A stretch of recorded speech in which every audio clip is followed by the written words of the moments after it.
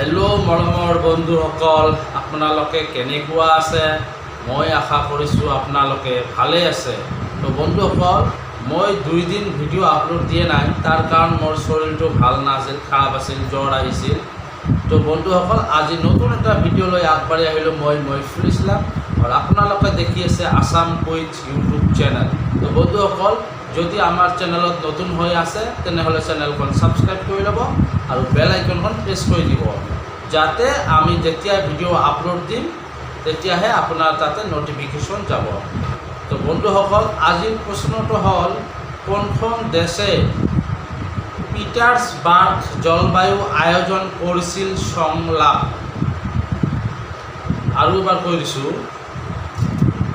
কোনখন দেশে পিটাৰ্ছবাৰ্গ জলবায়ু আয়োজন কৰিছিল সংলাপ? নাম্বাৰ 1 আমেৰিকা যুক্তৰাষ্ট্ৰ, number 2 Germany, number 3 Ukraine, number 4 Australia.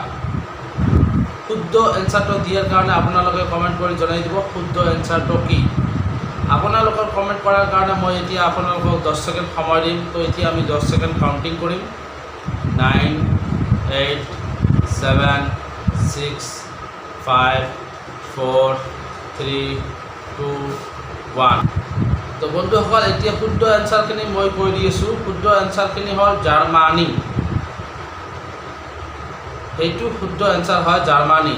তো বন্ধুসকল, আপোনালোকে যদি আগৰে পৰা জানে তেনেহ'লে কমেণ্ট কৰি জনাই দিব। এতিয়া কিছুমান মই টকাখিনি কৈ দিছোঁ। পিটাৰ্ছবাৰ্গ জলবায়ু সংলাপ হৈছে বাৰ্ষিক মঞ্চ যি এই বছৰৰ মে' মাহত অনুষ্ঠিত হৈছিল। আগৰ মাহত ৰাষ্ট্ৰসংঘৰ জলবায়ু সন্মিলন ই এক উচ্চ পৰ্যায়ৰ ৰাজনৈতিক আৰু আন্তঃৰাষ্ট্ৰীয় মঞ্চ। এই বছৰ জাৰ্মানী আৰু সংযুক্ত আৰৱ আমিৰাতৰ দ্বাৰা বাৰ্লিনত PCD শৃংখলাৰ সহ আয়োজক হৈছিল। আহি থকা COP28 প্ৰেচিডেন্সি। তো বন্ধুসকল, মই আশা কৰিছোঁ ভিডিঅ'টো ভালেই লাগিছে। যদি ভিডিঅ'টো ভাল লাগিছে তেনেহ'লে লাইক কমেণ্ট শ্বেয়াৰ কৰিব, আৰু আমাৰ লগত থকাৰ কাৰণে আমাৰ চেনেলখন ছাবস্ক্ৰাইব কৰি ল'ব। নতুন নতুন কুইজ কম্পিটিশ্যনৰ প্ৰশ্ন আৰু উত্তৰ লৈ আহি আছোঁ মই মইফুল ইছলাম। আপোনালোকে কেতিয়াও বেলেগ চেনেলত এই ধৰণৰ প্ৰশ্ন আৰু উত্তৰ নাপায়। এইবিলাক মই বহুত কষ্ট কৰি কালেকশ্যন কৰি আছোঁ আৰু আপোনালোকক শ্বেয়াৰ কৰি আছোঁ। তো তাৰ কাৰণে চেনেলটো ছাবস্ক্ৰাইব কৰিব, আৰু ভিডিঅ'টো যদি ভাল লাগিছে তেনেহ'লে এটা লাইকটো কৰি দিব। তো লাইক কৰাৰ কাৰণে ধন্যবাদ, আৰু ভিডিঅ' দেখাৰ কাৰণে ধন্যবাদ। জয় আই অসম।